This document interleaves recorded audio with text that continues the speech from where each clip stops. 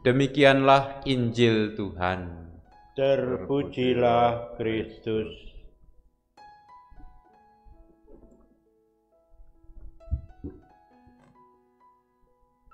Saudara-saudariku yang terkasih dalam Tuhan, kalau kita perhatikan dalam kehidupan kita, ada banyak perpecahan atau ada banyak pertengkaran, boleh dikatakan bahkan perselisihan, bukan karena ada banyak kesalahan terjadi pertama-tama, tapi juga terjadi karena terlalu banyak kita temukan kebenaran. Karena setiap orang, masing-masing pribadi merasa benar, masing-masing orang mengatakan ini kebenaran. Bahkan bukan hanya pribadi, kelompok-kelompok pun mengatakan dan menemukan bahwa inilah sebuah kebenaran. Nah, karena terlalu banyak kebenaran sampai kemudian kita bingung antara kebenaran yang satu dengan kebenaran yang lain, maka terjadi seringkali perdebatan, seringkali terjadi pertengkaran, bahkan perpecahan. Masing-masing merasa benar akan apa yang sedang dia lakukan.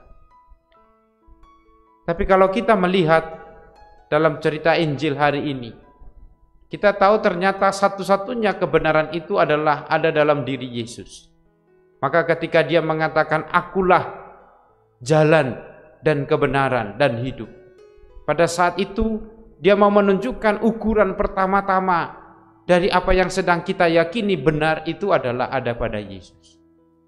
Maka kebenaran-kebenaran yang kita yakini sendiri, kebenaran yang ada pada masyarakat atau kelompok-kelompok itu harus merujuk, boleh dikatakan melihat perbandingannya dalam diri Yesus.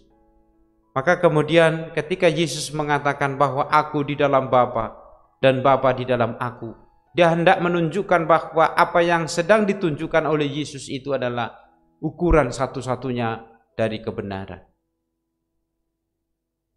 Pada beberapa hari yang lalu Injil yang sama ini kita renungkan juga untuk menunjukkan Allah Bapa ada dalam diri Yesus dan Yesus adalah Bapa itu sendiri. Maka karena kesatuan inilah maka Yesus berani mengatakan, akulah kebenaran, akulah jalan, kebenaran dan hidup. Maka saudara-saudariku yang terkasih dalam Tuhan, kadang-kadang kita seringkali juga merasa benar akan apa yang kita katakan, bahkan juga akan apa yang sedang kita lakukan. Tapi sekali lagi, ternyata kita sebagai orang beriman harus merujuk kebenaran yang sedang kita yakini itu pada diri Yesus sendiri. Karena itu dalam moral Katolik dikatakan bahwa Tuhan adalah ukuran kebenaran tertinggi.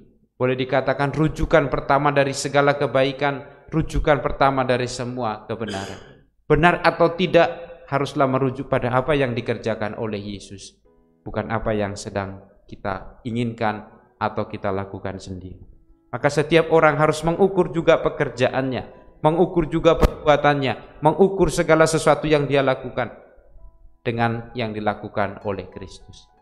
Apakah sesuai dengan yang dilakukan oleh Kristus? Itulah ukuran kebenaran.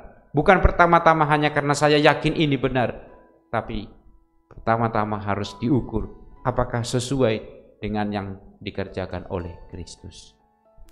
Amin.